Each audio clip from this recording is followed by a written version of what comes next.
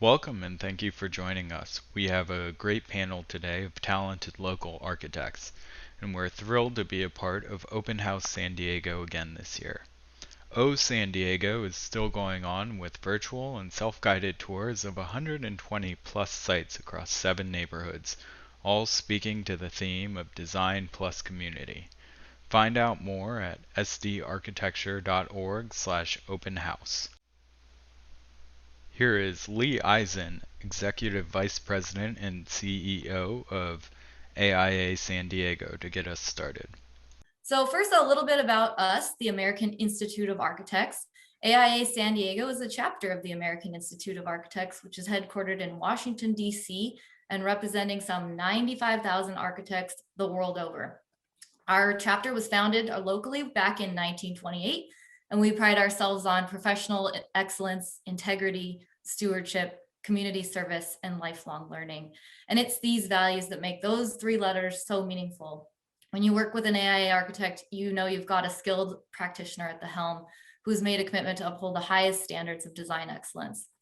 The local chapter is a professional association representing about 1,000 architects across San Diego County. And we're also a nonprofit. So thank you for those of you who made a donation today. Your support helps our work go further.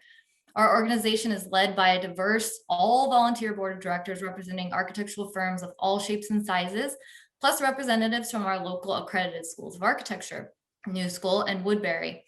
Our leaders have identified some key goals to focus our efforts this year and in the coming years, which I want to mention because I think they're pertinent for today's conversation about design for good. Firstly, we're committed to advancing progress on sustainability and climate action, and then also promoting and embracing equity, diversity, inclusion in our profession. And then there's another point I'd like to make, which is serving as citizen architects. We like to call ourselves citizen architects to better our communities. And so with that, I'd like to introduce our panel. Today we have Kurt Hunker, FAIA of the New School and design consultant for Davie Architecture. He'll start us out at Open House site Barrio Logan with the Monarch School. Then we'll head over to Eric Nasilyn of Studio E, and he'll take us over to La Quinta for a tour of Washington Street Apartments. Then Laura Lesneski of BNIM will bring us all the way over to Northwest Kenya for an overview of Ossilong Christian High School. And then finally, Danielle Buddha Cavalli of BNIM also will take us back to San Diego to the Ivy Senior Apartments. We have a wonderful moderator today, my colleague, Fred Marks. Fred is a former chapter president of our North County chapter, which is now part of AIA San Diego. He's also a registered architect and lifelong AIA member and a visiting scholar at the Salk Institute. Fred?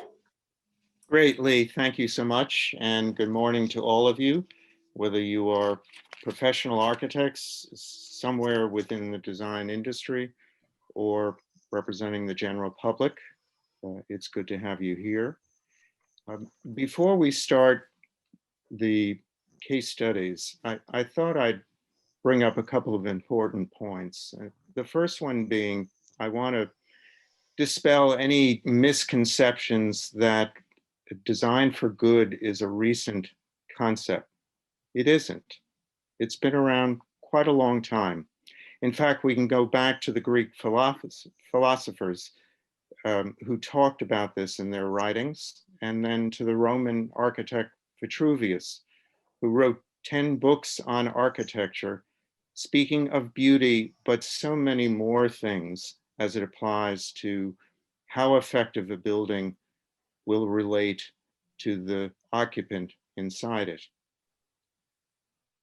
We are taught in architectural school to better understand the needs of all users. I can recall within my own education that we designed for an area not far from school, a children's playground. And we spent many a weekend actually building that for them in addition to going through the design process. We had studies on children who had severe neurological issues such as autism. And you become passionate about the needs of people unlike yourself. And this falls very deeply into what design means, again, beyond the aesthetics that we often comment about when we look at the exterior of a building facade. And lastly, on this topic, architects are not the only ones who think about design for good in a very generic way. Lawyers and doctors do promo work, and that they go beyond their own practice clients to do something for the general community, particularly when affordability is an issue. The second point I want to make is that there needs to be a greater awareness of the impact that buildings play on health. I think all of us over the course of the last year have learned very clearly that a disease like COVID-19 can affect our ability to connect with other people, and that isolation still today is so very important. And what is it about buildings that can help to protect us? And that is for everybody, not for special individuals.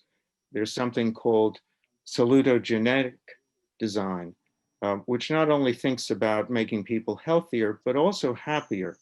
And this is begin to have an impact on the profession.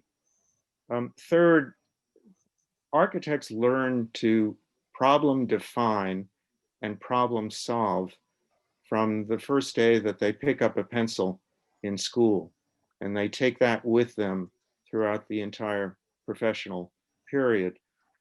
That means that they need to listen to users who are going to be in the building and effectively manage it. And this is all users, not just the person who's going to pay for the building or the facility manager who's going to make sure that the plumbing is operating effectively, but it's the people who sit at a desk and listen to a teacher or someone who's in a private home, etc. And then lastly, design is not restricted to certain demographics or the amount of money that you have. Good design can be effective in all different cases. And we're going to hear about those examples today. Those examples cover both the public and the private world, which I think is important to consider when we're thinking about equity and diversity. So with that, why don't we start with our first presenter? And if I'm correct, is it BNIM will start, or is it Kurt Hunker? Start. Sorry, we're starting with Kurt. Okay, very good. Kurt, would you please talk about Barry Logan and the Monarch School? Great, I'd be happy to. Good afternoon, everyone. I'm pleased to be here. I'm pleased to see such a nice group. And as you've seen, I was the design consultant to Rick Davey and Davey Architecture on the Monarch School for Homeless Children. And I want to give you a little bit of backstory as well as tell a little bit about the architecture, because it was a unique project for us. Next slide, please.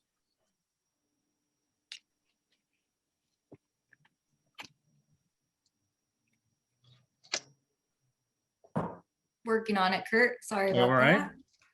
that. Let's try that. Okay. There we go. Okay. I won't spend much time on this roadmap slide other than to point out that there are interesting things about the backstory that I'd like to share today and perhaps even discuss in more detail as we get into the discussion after the presentations. Next. Monarch School is an interesting place because it's one of only 4 nonprofit schools created specifically for homeless students in the United States. Wow. And over the years, they've learned that it takes a special kind of program to be successful, and theirs promotes 4 things: not only academic growth, but social and emotional growth in the children, as well as their families, and the teaching of life skills so that the kids can move on out of school and become successful. Next slide, please. And here under design drivers, and incidentally, you're seeing a set of slides that were put together for a presentation to the statewide Coalition for Adequate School Housing. Monarch was a recipient of their honor award a few years back. And so you see there are four drivers across the top. And then at the bottom, some of the issues that we designers were tasked with taking care of. The idea being that if we did our job right, the architecture supports the educational program, and we maintain the success the school has had over the years. Next, please. The process actually began almost 20 years ago when a member of the Monarch board, Scott Katz, president of Bicor Construction, approached Rick Davey of Davey Architecture about doing some feasibility work, providing a professional opinion on what the possibilities were for expansion of this program. At that time, Monarch was in a 15,000 square foot facility on Cedar Street. The population of homeless kids was growing. They needed more space. And over the years, initially as a pro bono project, we spent considerable time studying the situation, developing a design, the second image at the bottom from the left, for a new facility at Cedar Street. Ultimately, it was decided that was too limiting, and the board chose to look elsewhere. Next, please. And what became available was the former San Diego Housing Commission office on Newton Avenue in Barrio Logan, essentially a big rectangular concrete tilt-up building, two-story office space in the front where those windows were that you see on the upper left-hand slide, some high base space in the back. They asked us to do a feasibility study. Would this make a suitable school? And we said, yes, it certainly would. And there we went. And the project at that point then became a commission in the office with me serving as consultant to Rick's firm. Next slide, please. Here is the site plan.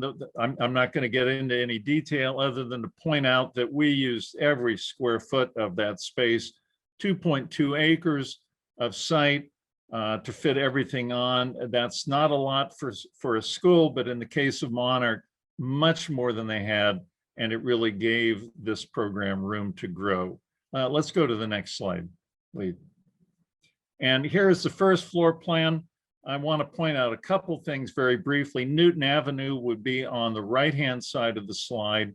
That big sort of beige square in the middle is the multi-purpose space, auditorium, gym, assembly, cafeteria. It does all kinds of things. The classrooms arrayed around a circular pathway, hallway. They didn't want long, straight, dull hallways. And the third of the plan facing Newton, the third along the right-hand side, that's all support. And in the case of Monarch School, that goes well beyond the traditional kind of front office in a school. There's all kind of specialized support here. And I'd like to highlight one space. It's called the Butterfly Boutique. You see the boy in the upper right-hand photo in a place that looks like a shoe store. The Butterfly Boutique is where the clothing donations that Monarch takes in are processed, the clothes are cleaned, they're put on display, and the students and the families are encouraged to go select clothing free of charge so the kids always have something neat and clean to wear to school. So they start the day feeling good about themselves. That's sort of the number one initial thing you have to do to have a population like this be successful in an academic environment. Let's go to the next slide. Second floor plan. Our involvement was creating the upper school. That's the right-hand third, the part surrounded by the yellow dotted line. A later addition, very nice addition by LPA, was done in the back for the College Institute. So there was room to grow here, room to accommodate the Monarch program and grow beyond that. Next slide. And they've been fabulously successful over the years. You see some of the statistics, including an 89% daily attendance rate. That would be good for any school, phenomenal for a school where the students are homeless. Next. And we'll finish with a couple images. Here's one of the classrooms. It was designed to look like a typical classroom because the school folks thought it was important that the students feel like they're real students in a real school. Next, please. And here we have the atrium space, my final image on opening night. Thanks for watching, and I look forward to the discussion. This was a great project to be involved with. Always love to talk about it. Thank you. Thanks, Kurt. All right, let's go on to our next presenter. More slide we had there, Kurt. A few more, actually. All right, Eric Nasilyn from Studio E. All right, thank you for inviting me. I'm pleased to participate. Studio E Architects, we have been doing tax credit financed affordable housing for more than 30 years. And it's a big piece of who we are and what motivates our involvement in the profession, certainly. And the project I'm going to share with you today is 140 units in La Quinta, California, in the Coachella Valley, in the string of cities along the Highway 111 from Palm Springs out to Indio. So the project in and of itself, in terms of its designation or design here, is because we're serving very low income seniors and farm workers, was I think qualifies instantaneously under the topic design for good.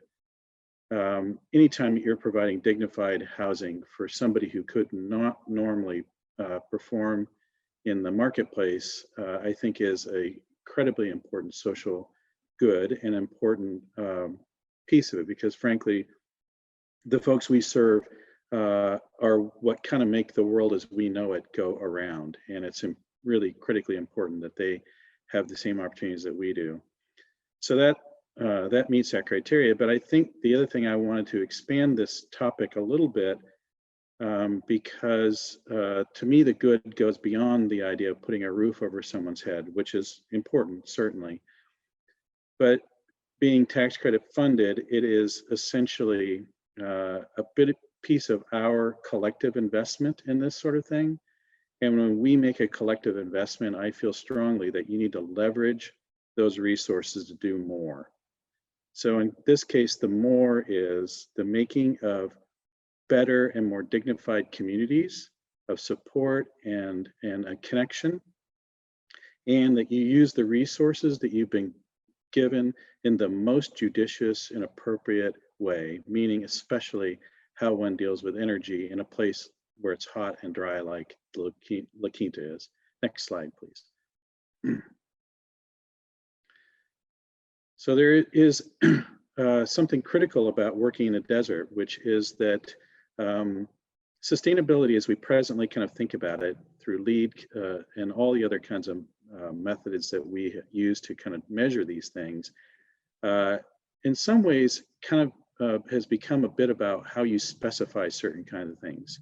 Did you get the right glass package? Did you get the right installation? Are you using the highest solar reflective roof, et cetera, et cetera? Are you including photovoltaics and that sort of thing? But I think what oftentimes gets kind of maybe left behind in these discussions is all the kinds of things that we do as architects to make certain that we're not fighting against the whole job in the first place. So when you're building in the desert, there are some really critical and important things you need to do. One of which is you distribute your buildings long in the east-west direction, short in the north-south direction, so that you minimize the late afternoon exposure onto buildings where you get lots of heat gain. And then secondarily, you shade those long southern sides deeply so that the heat doesn't get in, so you're not fighting against it the whole time. So these kind of passive techniques are important. And then the other thing that I'd like to point out, which is important about the Coachella Valley, is that it has a very strong prevailing breeze. And if you capture that, as we did here, you can thermosiphon the heat out of these units in these buildings in a way so that you have taken a big hunk of the heat load out of the effort. So, so what we ended up creating throughout the site actually is this idea of this kind of social and thermal transition space between inside and outside. And that becomes a deeply shaded space that becomes an outdoor room at a unit and at common spaces that are important to make a connection to your community in a place that feels comfortable, engaged.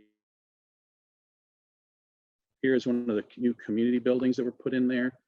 And you can see this kind of outdoor space, which is under a pretty very broad overhang. Next slide. The other piece about the community for us is being really, really cognizant and careful about how you arrange the way buildings come together to make positive outdoor space. In our case, we built the entire site around courtyards, paseos that make a connective tissue that allows people to walk comfortably from place to place and to connect with their neighbors. And then importantly, all the relationships, these kind of thermal and social barrier spaces I've talked about, overlook this in a way that encourage people to get out and use them and to engage with their neighbors as they're out walking around. So you have a place of safety and prospect that allows you to engage with the people that you can connect to and become part of a community. So these are, the project, by the way, is 72 units of rehabilitated buildings, which are on the left-hand side, and 68 units of new buildings on the right-hand side. Next slide. Here's a little bit more of the diagram of all that, how those things work. So we work really carefully on the thresholds and being cognizant and purposeful about how those thresholds are treated and how those relationships are cultivated. Next slide. The other thing about this is that, like I said, each and every unit has this thermal chimney that is shrouded here in these galvanized steel louvers. And so our attitude about these kinds of things is wear it on your sleeve, communicate to the rest of the world what it is you're trying to do, and to use that logic, that premise to become the kind of defining characteristic of the building as you understand it and see it. So these thermal chimneys now populate the entire area. And I will tell you that when it was under construction and these things started going up, some people in the city of La Quinta got quite agitated, wondering if some sort of factory were being put in there. But I think as people began to come onto the site and see what was going on, they were instantly won over by how the place really feels and looks. Next slide. The existing buildings that we inherited were 40-year-old, very poorly done buildings. And our strategy was very simple. We lined the outer edges of buildings with this deeply shaded roof. We defined individual outdoor spaces. We made outdoor rooms that flowed seamlessly from inside to outside. And then we inserted thermal chimneys on top of it. Next slide. And the community buildings themselves had the same kind of logic. Service spaces were placed to the north side. Community spaces inside and outside flow seamlessly from one to the other. The big draping roof comes over all that. The thermal chimney is positioned at the high point to discharge that heat and so on. Next slide. We were absolutely inspired by the mid-century modern work of the Coachella Valley, and in particular, the work of Albert Fry. And so some of the references that are made here are really quite deliberately trying to connect to a legacy of the Coachella Valley, and in particular Palm Springs. Next slide. Here's that closing slide, which is really essentially the big outdoor space that overlooks the pool, that allows inside spaces to flow to outside and creates a place of prospect and engagement. We did color the undersides of all of these roofs, this kind of warm, buttery yellow, with the idea that even in deep shade, we were going to insert a little bit of sunshine. Next. And there you are looking down on it. That's it. Happy to answer questions. Excellent. Thank you, Eric. I think we'll hold questions until the end in the interest of keeping us moving swiftly. So next up, we have Laura Lesneski presenting Ossilong Christian High School. Laura. Hi, everybody. It's great to be here. I'm going to take you to a pretty remote part of Kenya for the next few minutes, so I hope you enjoy it. This is a story of a community of subsistence farmers and pastoralists who imagined a different future for themselves, and our relationship, me and some friends' relationship with them over the past 13 years. It began with them seeking peace in the region through the access to clean water, which was diminishing through the drilling of some wells, and then providing a local high school for graduating 8th graders, which they didn't have before then. So next slide. Kenya is in East Africa, as many of you may know. Ooh, that's a funny line there. Maybe the formatting got wigged out, but the top red line is the equator. West Pokot is just north of it. It's about a long day's drive from Nairobi in the south. And you can see, you might be able to see a light gray path running north-south. That's the Great Rift Valley, which sort of gives away the fact that it's in a seismic zone. The next image is an aerial of Ossilong, the community where we worked. The primary school is that orange dot at the top, and the high school is the blue dot. It's about a 10-minute walk from one to the other. The conditions of the place included drastic seasonal swings between the dry seasons and the harsh equatorial sun, and the wet seasons with pronounced rainstorms that eroded, that continue to erode a dry and sparsely planted land. And there's no connection to a municipal water or power system. So all of that suggests a net zero water project, a net zero energy project, emphasis on regional materials and local labor, and then community engagement to ensure generational success. So we had a number, go ahead. We had a number of meetings with the community, mostly outside in the shade of a big old tree there. They've continued to be a key partner with us. It's funny because these gatherings are much like many neighborhood meetings here in the US. Same cast of characters. It's pretty awesome. Okay, next slide. We also met with teachers on the overall campus design and several and village elders also to discuss land swaps and room for expansion. Next slide is a quick shot of the campus plan. We are less than 2 degrees north of the equator, so solar access is thought about differently in Ossilong as compared to North America. In general, the academic buildings are north on the site plan. The dormitories and cafeteria are east of the soccer field there, and then teacher housing and community center are towards the south. The plan is for this to accommodate 320 students at full build out. And the next slide is an aerial of the campus of what you're just seeing on the diagram. And that shows the buildings that are complete. You can also see some circular forms to the right of the screen, and those are family compounds, and they are surrounded by fences. Everything outside of a family compound is considered communal land. Okay, so next, from the beginning, we've emphasized ongoing engagement with the community through both the administration of the school itself as well as job creation. An early donation of a brick making machine allows local men and women to create all the bricks on site, which reduces construction costs. Next, especially because of the seismic zone, we employ a confined masonry methodology. So the brick walls are set first, then the concrete columns are poured to capture the ends of those walls, which is good for seismic. So it's very familiar materials, but a very different construction process. The next slide, the middle image shows a food storage structure that's common in this area, which the women build within the compounds. What we noticed was that simple detail of stripping the bark off to create the striping pattern around the structures. So we asked the women to fabricate the wicker screens that we've incorporated into the design of the buildings using that same patterning. They love it, we love it. It's a really good, fun part of the process. And then next, finally, the contribution of some chickens and a couple cows created a new job for Patrick, who manages the animals plus the not too small amount of crops that are grown on the campus that provide food for the students and teachers, and also becomes part of their agricultural curriculum.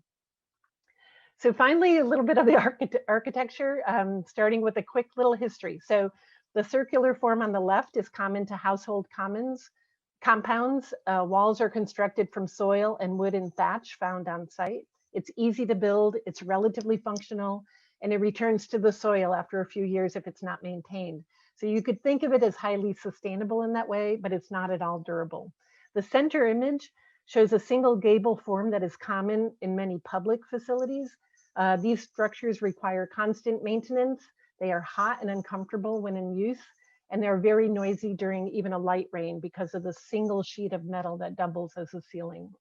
On the right is the design that we've adapted using the same basic materials, but in different ways. So on the next slide, you'll see the diagrams that demonstrate how we reduce the impact of noise from even heavy rains on the metal roof by creating a space between the ceiling and the roof.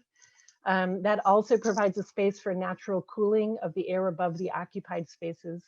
And then we also tried to get as much shade, just like in La Quinta, we tried to get as much shade as possible on either side and in the breezeways, because it's just so dang hot when you're out in the sun. So by comparison to the primary school structures, these buildings are more comfortable, they're climate sensitive, and they're significantly more durable. Okay, we're going to run through a number of quick images of the different buildings that have already been built on the site. This is a 4-classroom building that sort of steps up the landscape. The next one shows that same building, the breezeway, that provides not only shading, but also additional outdoor classroom space when they need it. The next image is a two classroom buildings, one of which includes a science lab.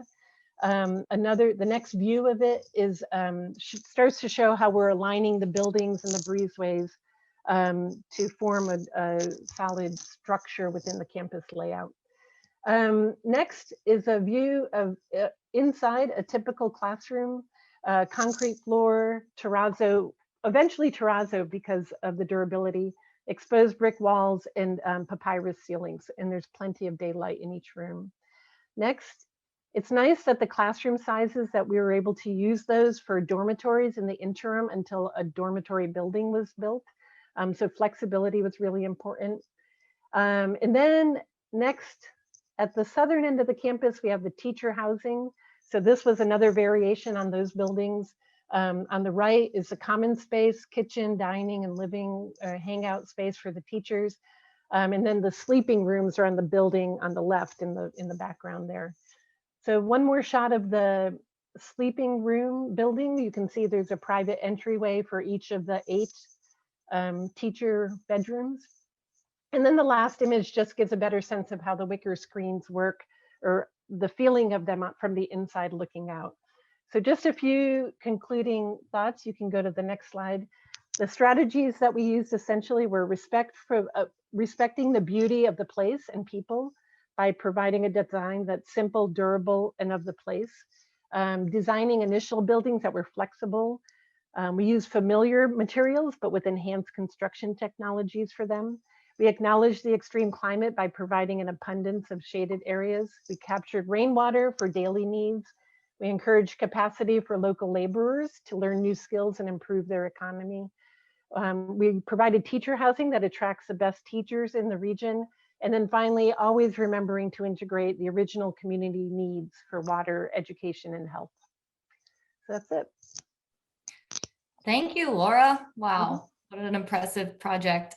Next up, we're headed back to San Diego with Danielle Butacavalli of BNIM and at the Ivy Senior Apartments. Danielle. Great. Yeah, I'm also excited to be here with all of you and happy to speak about our Ivy Senior Apartment project here in San Diego. This is a permanent supportive housing project with 53 homes.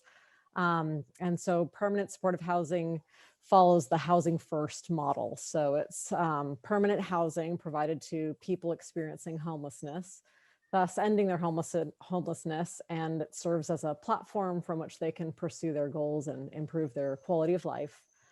The project integrates both housing and support services. So research has shown that this model really prevents future recurrence of homelessness with residents. So it's kind of a proven cost-effective solution to lower the public costs associated with crisis services such as shelters and hospitals to help serve our homeless population.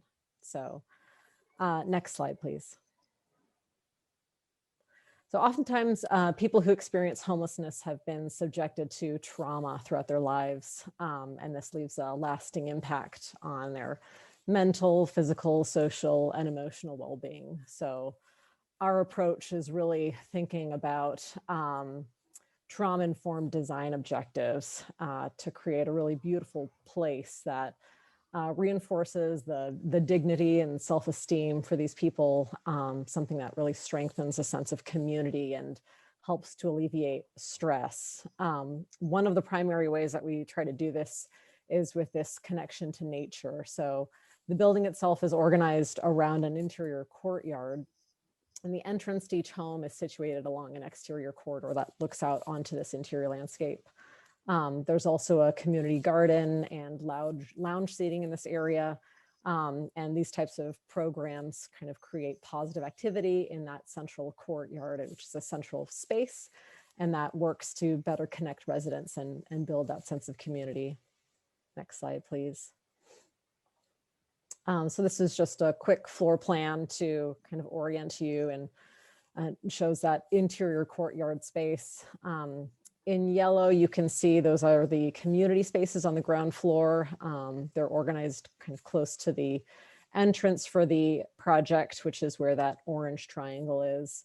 And then the homes are shown in blue. And then as you move up the building, those homes really just kind of continue to circle around the courtyard. Next slide, please.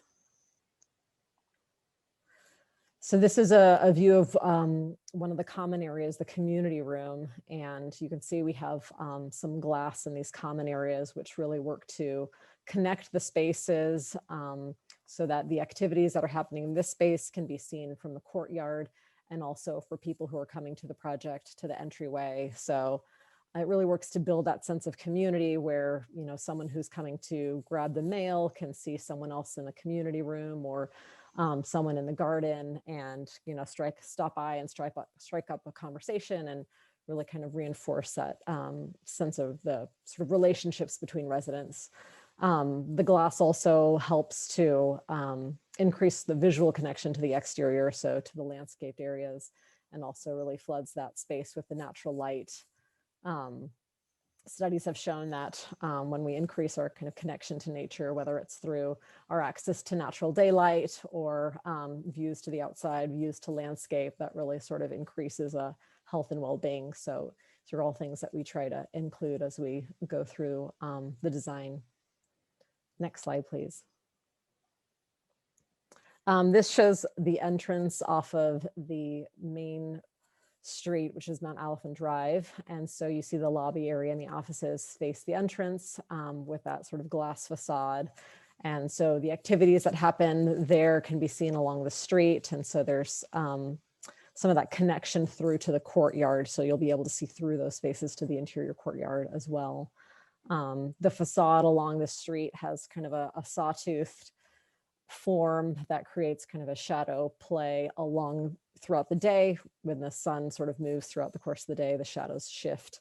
And then we also have metal screens to help alleviate the direct solar gain, heat gain to those windows as well. Next slide, please. Oh, I guess is that the last slide? Yeah, am I missing one, Danielle? Yeah, I had some construction photos. So we're currently under construction, and the project will be finished later this year. So yeah, that's everything. Thank you. Great.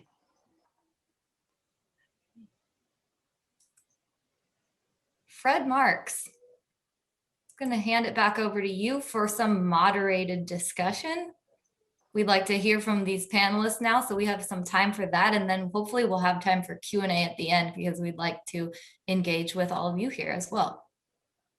Fred? Unmute, sir.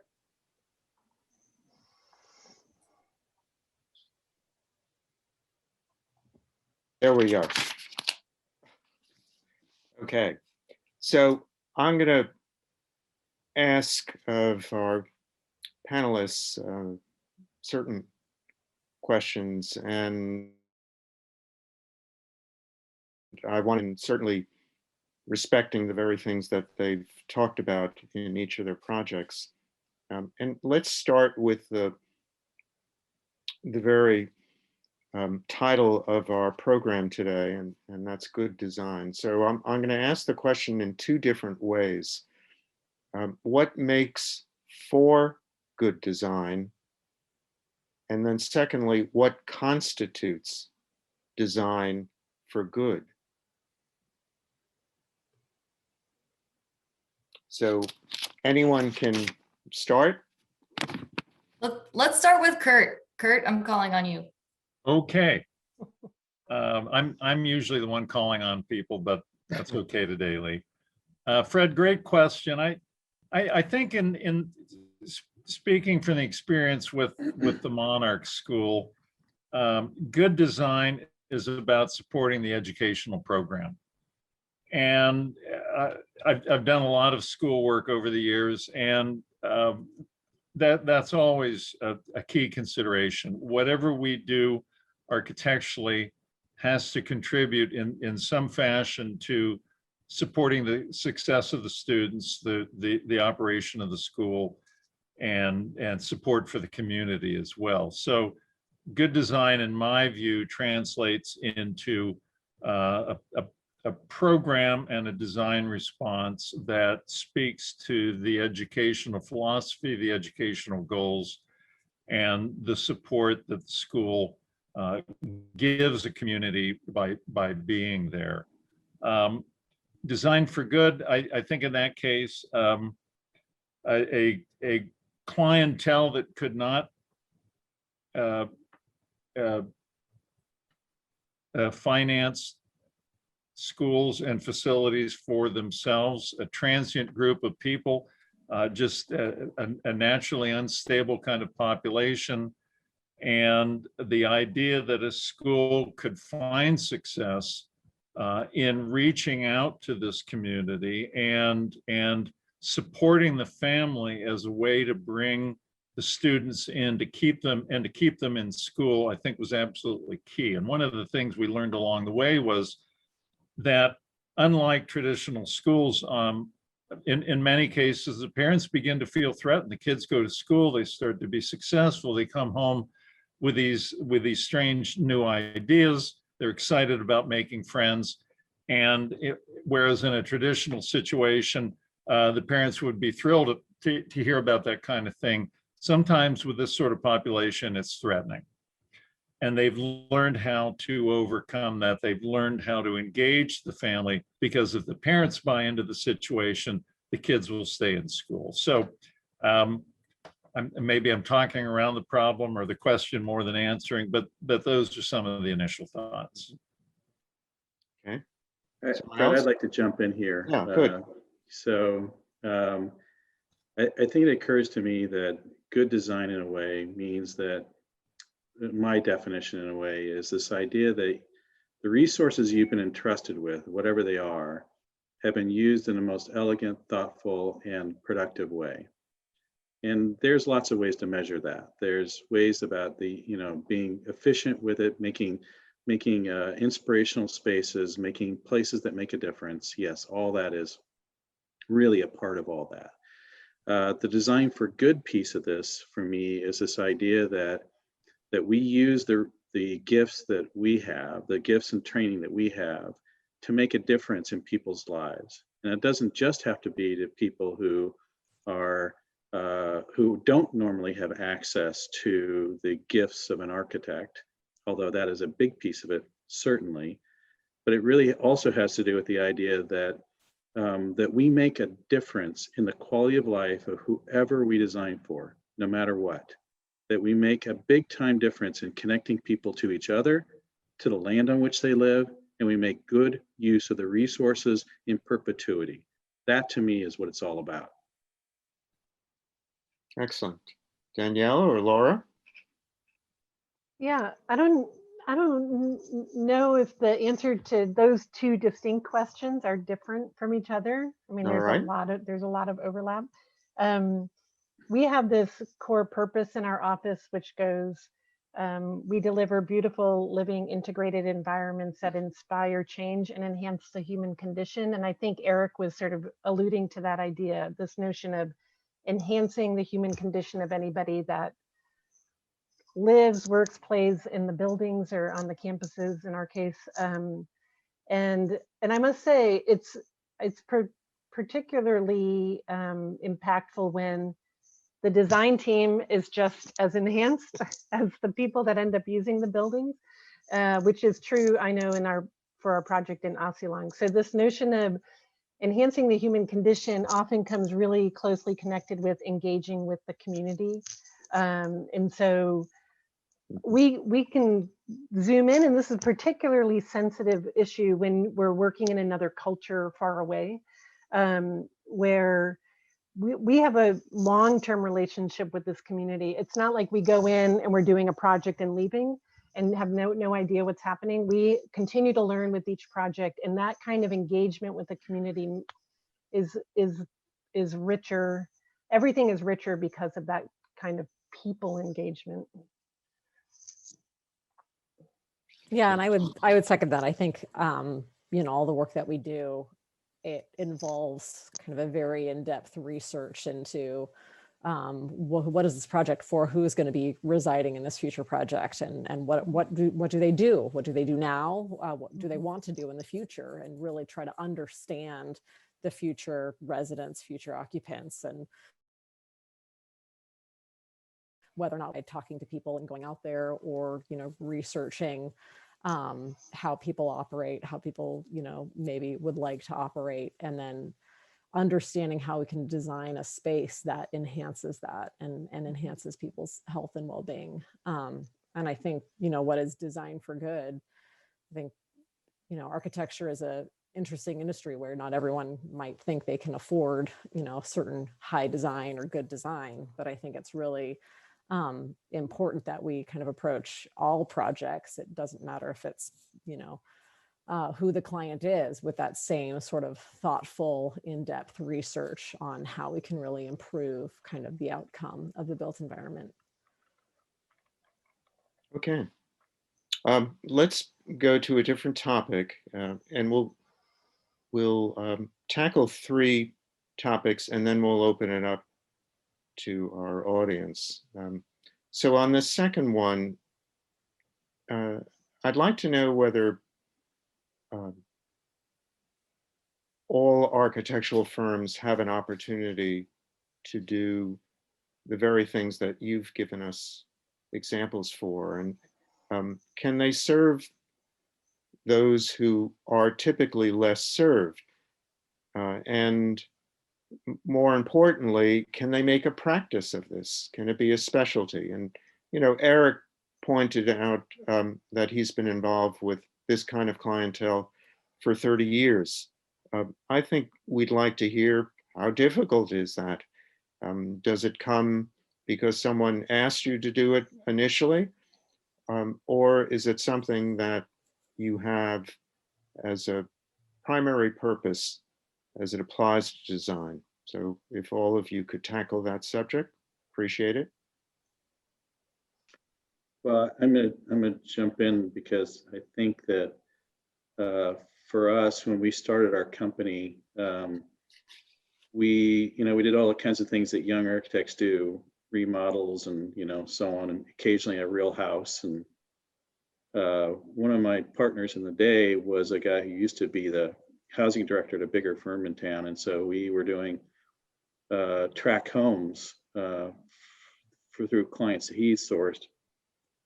And I have to tell you that when you were working in tract homes in the 1980s, it was a really grinding experience, because they had a formula and you just observed the formula. And if you suggested to them that, oh my gosh, maybe we should orient the building this way and put shades on them this direction, and maybe we should, create spaces for people, they looked at you like you had antenna coming out of your head, like you were from some other planet or something. So we got into it very deliberately by taking the lessons we learned from that, but applying it in a more intelligent way, and entered competitions. And we won a few competitions doing that. And then we got people coming to us at the point where tax credit financing was first coming in. So then we got connected to people who had a mission. So it's been that way ever since. So yes, it is entirely possible to make a career out of it, but you have to be deliberate. Yeah, we found very similar. We found that we have to become experts in stacking finances to help projects not just pay for the construction, but also to pay for good design, because good design takes time too. And there are out there, it takes some doing and some knowledge of local and national conditions. But if you can help your client get more money for both the design and construction, then it can become profitable, maybe not overly profitable, but this project that I presented it's all volunteer time. But you can sprinkle some of those into an office. Obviously you can't do it all the time, but I think it's knowing your client's business more is what helps you continue to do this kind of work. Okay. Yeah, just a comment. I discovered fairly early on that school design really resonated level and it wasn't like that I felt comfortable with this kind of work. I felt a connection with the clientele, with school folks, with teachers, with students and their communities, and so I just sort of naturally gravitated towards this kind of work, and it's been enjoyable all along. Okay.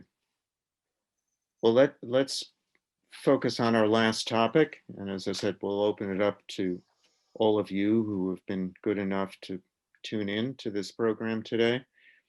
And this one sort of turns things around, and it's saying it's not all about the architects being involved with these projects, but it's also about the lay public. And how can citizens promote more work like the examples that we've just heard about? Where does financing for construction and design come from? We've heard that in certain cases it's at the state level, federal level, possibly even in the case of Kenya at an international level, as far as development. And is it just coming from public sources, or can it come from private foundations? What's been your experience, and how can we excite those who are listening today to be involved and be active and create more projects like the ones we've seen?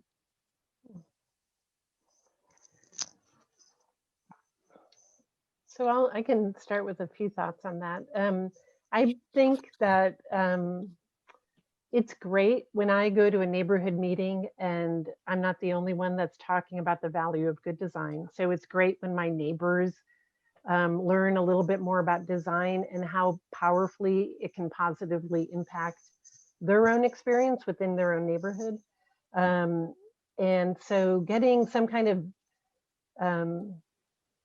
basic, I don't know how to say it, basic design education, so you can at least understand when the project is being presented, or can ask good questions about how is this really benefiting me or my neighborhood or community or business or whatever. And then And then it's incumbent upon us when architects are talking in public settings to be really clear about the value of what the design is bringing to them and to the clients.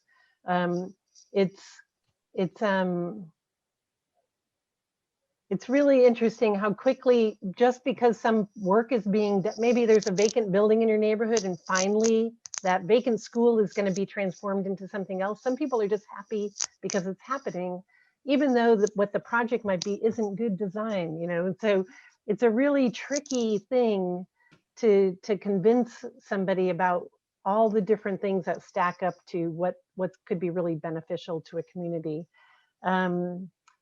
It's a life's work trying to figure that out. But there are a lot of, you know, I think you have to take a deep dive to understand the financing of a lot of these projects. If you layer not just the different levels of public funding, but philanthropy or other kinds of grants and things, yeah. It's a lot to learn. You don't just, people just don't know that. You have to dig in and sort of figure that out. That's a really good point, Laura. I want to echo that. It took me a while when I was a much younger architect to understand that in the design of public schools, school boards are focused on. They're very, very concerned about how public money is spent.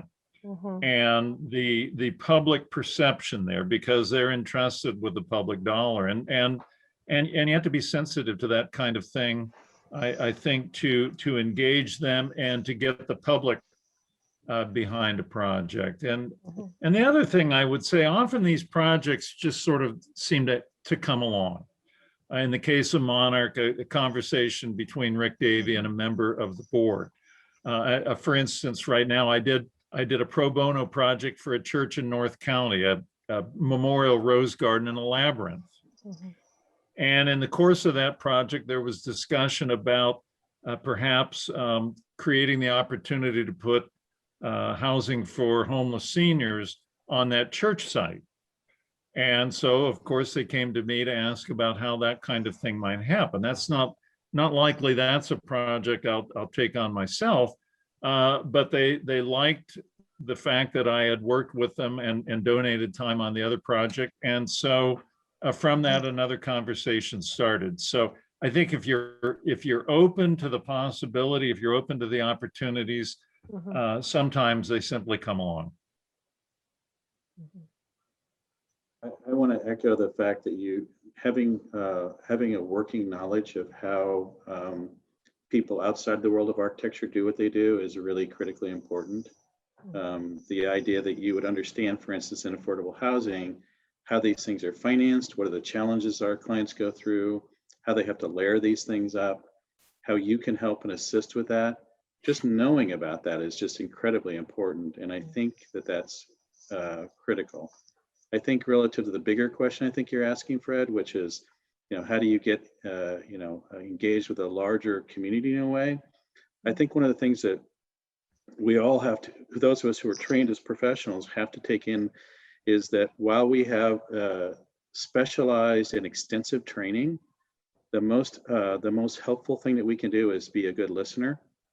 And I can't tell you enough that about experiences over the years where if I had dropped in, you know, wearing a cape and threw color swatches on the table, I would have been ushered out of the room quickly.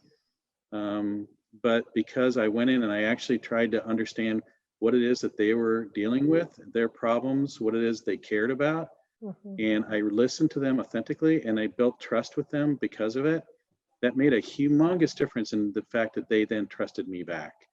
So I think on some level, we're really best served if we use our skills in a deeply listening and sensitive manner and do the very best we can to get yourself alongside the agenda of the people who you need to, so you can kind of tether what you want to do with what they want to do and really make something happen. I might just also add, you know, if you're really interested in sort of doing more design for good type work, you know, and if you're really interested in seeing how you can help people who don't normally have access to, you know, an architecture or design, or, you know, people from underserved communities, if you're really passionate about helping those people and working with those people, you know, hold on to that passion and try to get out there, right? There's lots of different community groups to become engaged with, and your passion will show, right? That you want to kind of learn about that community, that environment, and see what opportunities are there. Mhm. Agreed. I'm going to reach into the basket of questions that we've been getting through our chat mechanism. Brett, I got them. If you would like for me, I can read them out loud, and then Well, some we've covered. I mean, you make sure that I am listening to everyone, but I don't want to necessarily just read verbatim, because topics have come up before. But let's start with a couple of things that we haven't necessarily talked about. And it's the contrast between the project in Kenya and those in the United States. And someone had brought up the fact that certainly in the US, we are used to a car culture. And when we think about those who are underserved, many of them are completely dependent upon public transportation. And in the case of Kenya, where I've been several times, transportation is basically using two legs while you take care of your herd from one point to the next. And maybe we can talk a little about how does the infrastructure play a part in the building itself. We've talked about site-specific circumstances, but we haven't necessarily talked about the world beyond the site in which you had a contract. Anyone want to talk about that as it applies to good design? Well, you know, you touched on a whole host of things there, Fred, and I think that's there's a really good and important questions. But I think any architect who's really doing their job has got to be looking at the bigger, broader frame rather than just the site they're dealing with or the program that they're intended to put there. You actually have to kind of paint your piece of the picture into a larger composition, and I think you have to do it sensitively and thoughtfully. So any architect worth their salt, in my opinion, is doing that. But I do think on some level, you know, the car thing for me is interesting because you're right. A lot of the affordable housing stuff, we would have to put in the city regulated parking, and it'd be way too much of it. And so what do? You're just wasting so much of the site, which to me was really annoying. We ended up doing things where we would make kind of parking plazas in amongst the development, so that that when people weren't parking there, you could have a community event, or you could make a play space or a kickball court or whatever. And we always try to make double use of anything devoted to an automobile. But I think now laws and regulations are catching up to this reality. City of San Diego especially has gotten smart about this. And you're going to see a lot more of that in the future. I'm looking forward to it. Yeah, I would think even in senior housing, less occupants are using cars. Yep. And depending on their health condition, looking to other services. If they're not just looking to a site in which they can find a certain retail available to them within walking distance. Was that the character of the site that you worked on for the BNIM project?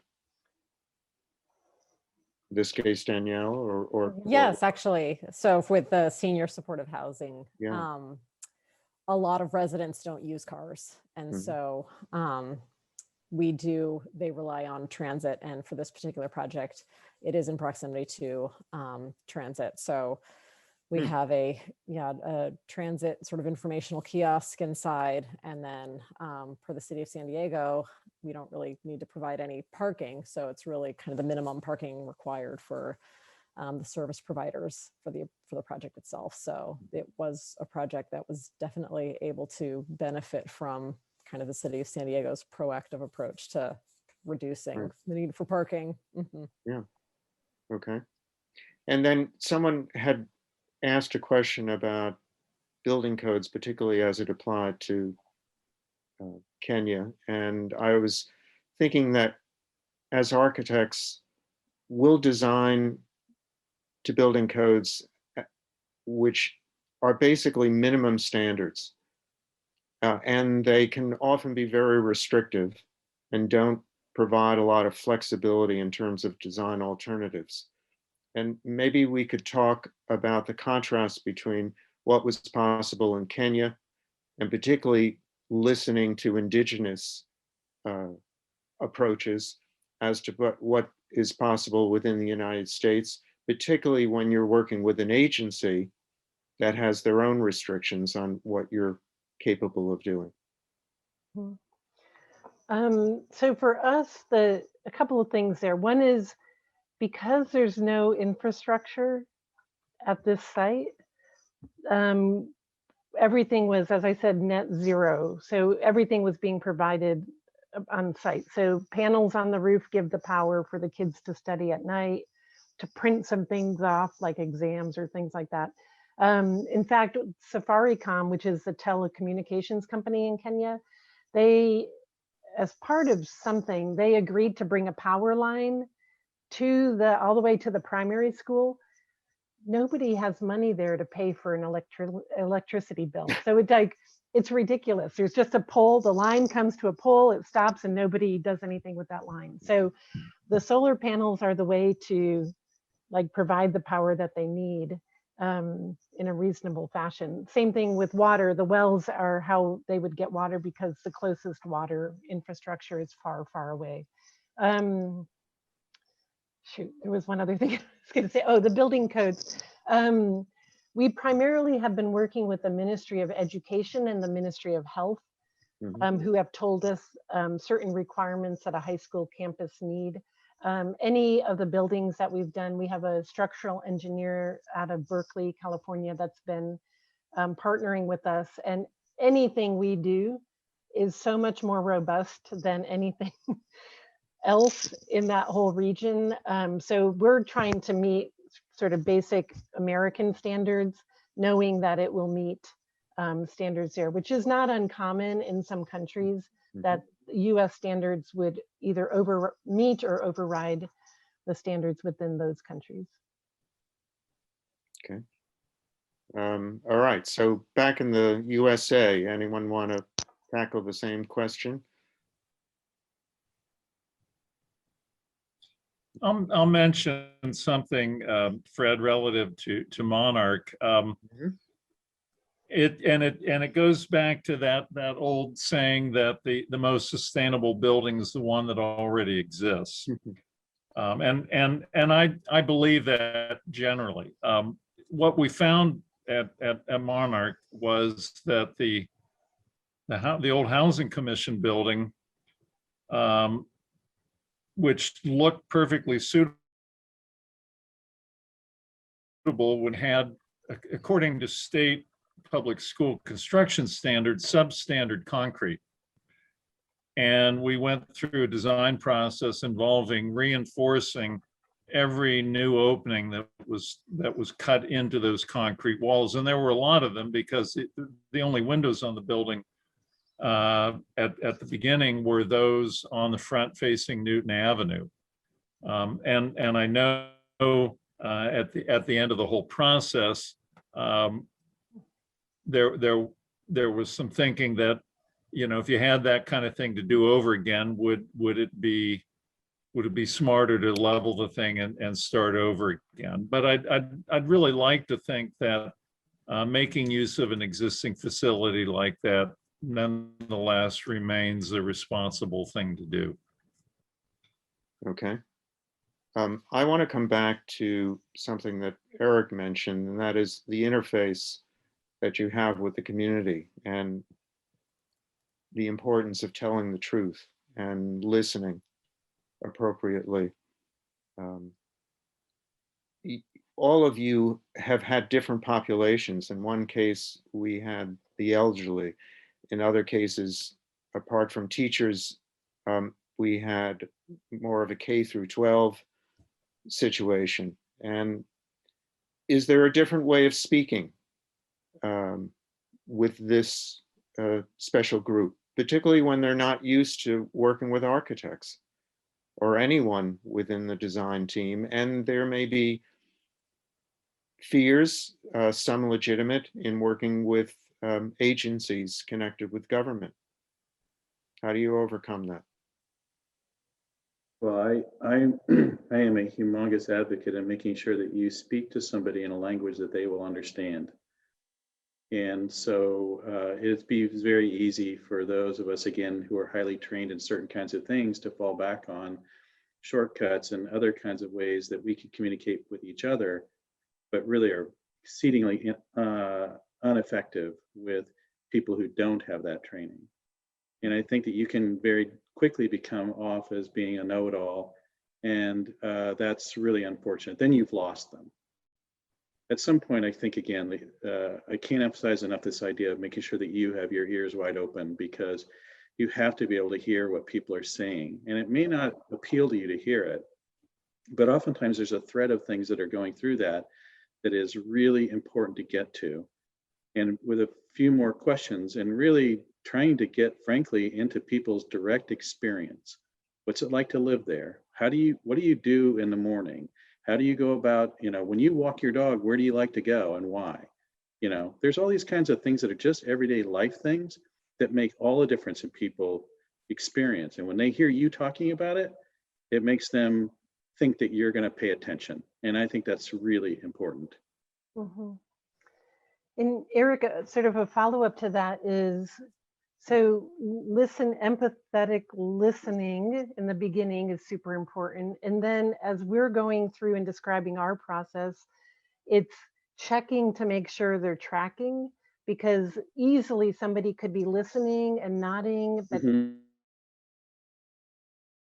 not talk about what he talked earlier. I really need to pay attention to what he's saying, right?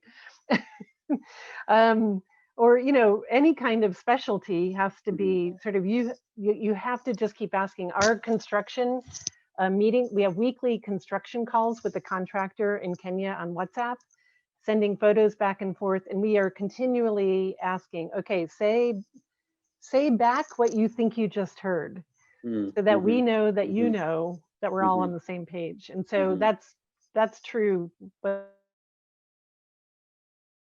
whether we're neighborhoods. Yeah. Okay.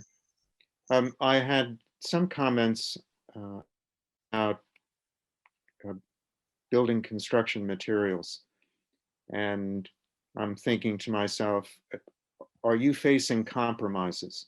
Can you specify everything that you want within the budget that you have available to you?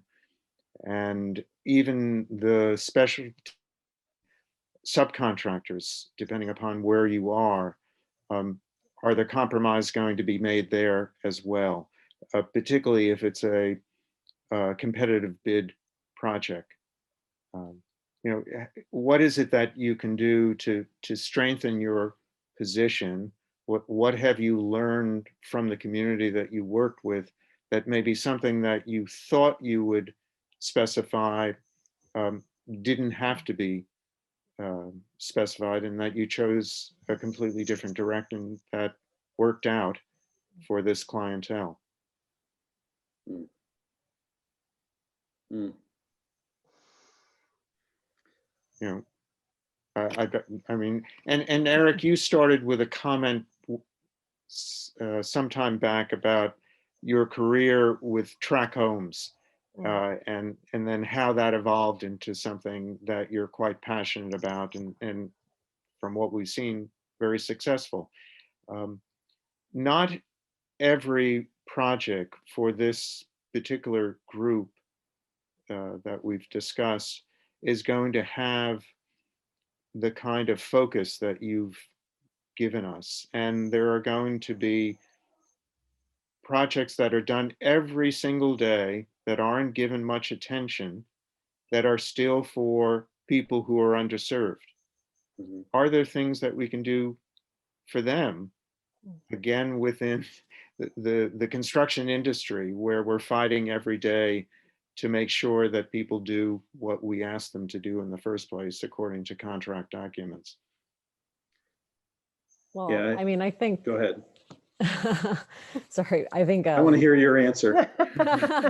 well, I'll answer a part of it. I'm not sure I can answer all of the series of questions, but I think, I mean, affordable housing that's, you know, financed through, you know, layers of financing, both public and private, it's really hard, right? And it's also not different from a lot of other projects. There's always going to be constraints when it comes to the budget. I think for the tax credit financing piece, our clients are going to be successful if we demonstrate a certain level of cost efficiency when it comes to construction. So we have to be, I mean, it gets involved in every decision that we make from a design perspective, right? So, I mean, you look around Southern California construction, you see so much stucco, right? There's a reason for that. And if you want to depart from that palette, you know, you have to sort of organize everything else from a design perspective so that you can afford something else, right? Or you can sort of work with that as kind of a standard. Yeah, I'm going to pick up on where you were with that. I think that the best advice I'd give to any designer or architect is be nimble and be flexible, and make sure that your design ideas are not material specific, but are principle specific.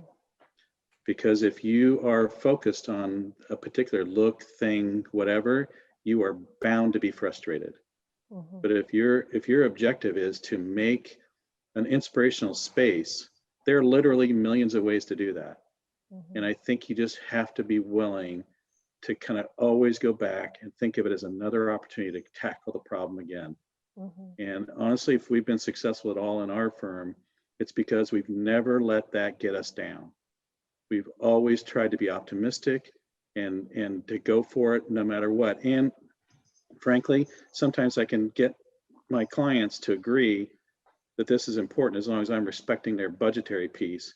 And I don't have to then wrestle with a subcontractor about something. I can say, no, this is what we need to do because of all these reasons. So anyway, be nimble.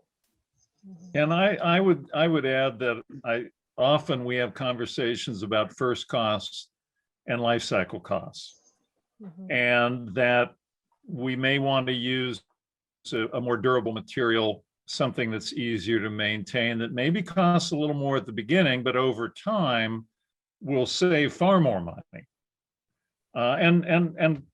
Sometimes we get resistance to that because there's such a focus on first cost.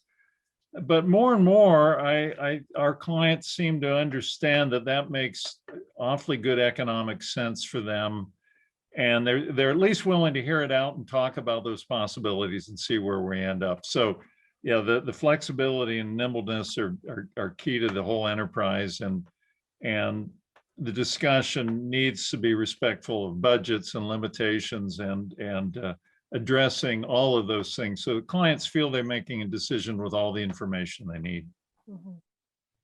Very good. Okay, we're going to close at 1:30, but I'd like all of you to see if you can answer this question that I have, and hopefully it's in the interest of everyone who joined us, and that is, have you changed lives for all your projects? Whether one has already graduated from a school or one is now occupying senior housing, has come from a more disappointing building, whether they are a farm worker and now realize a space in which they feel secure and can bring up a family, or in the case of Kenya, have never experienced something that would last more than a year. Can you touch upon that? I can. I recently was invited to go back to a project we did 20 years before. They were going to have a 20-year anniversary for this project. It was a senior housing project in Indian Wells that we won a national AIA award for. And it was something I was exceedingly proud of as a design. But I went to this event and they asked me to speak about it. And they asked me to present to the community the original design concepts, and so that they could kind of be refreshed on why the thing was done the way it was. And then they had a Q&A afterwards, and I'm telling you that people were like nearly in tears talking about how great it was to live there. And all those things were not based on the fact that, you know, I got this one material to meet this other material in just the right way. It was never about that.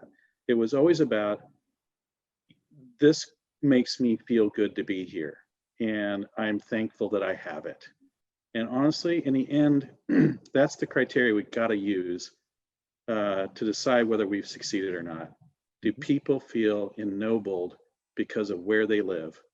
That's the goal. Great. Someone else? Well, I'll simply say, Fred, when they feel that way, the other person it impacts is me. Yes. Mhm. Mhm. Yeah, I mean, people spend so much time inside, right? So it has such a significant impact to someone's well-being. And I mean, we've also gotten some great feedback from people who are working and living in our buildings of, oh man, I love going to work every day. Oh man, I love going home. And, oh man, it's so kind of gratifying to hear that. Mhm. Well, I know that in this place in Ossilong, there were so many issues when I first went there. I think it was in 2008. Like I literally felt this is a godforsaken land. Like it just looked so hard to live there. There was no water.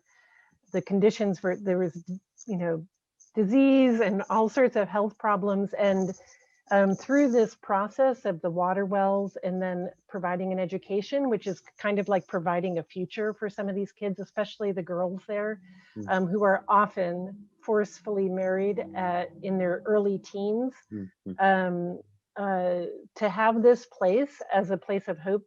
We hear that when we go back there, and it's almost overwhelming to hear what change a few buildings of brick and concrete can do.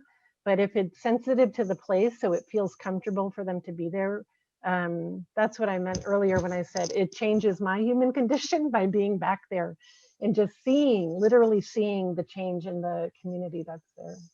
It's awesome. Well, great, all of you. Lee, I'm going to let you make the closing. Thanks, Fred. All right. Well, I can't thank you all enough. These are really amazing professionals we have in our community, and it was just wonderful to be able to explore your projects with you, and then to hear your very honest, comments about being a professional. I think this would be such a great, we've recorded this, by the way, so I think this would just be such a great piece to watch for anyone considering pursuing a career in architecture. Very inspiring. So thank you all so much. I think with that, we'll close it out. So thanks all of you. If you'd like to learn more about AIA San Diego, you can always visit AIASanDiego.org, and you can get a hold of us through that resource. Thanks again, everyone. Thanks for letting us be a part of Open House San Diego. It was great. Thank you. Very good. Thank you. Thanks, everybody.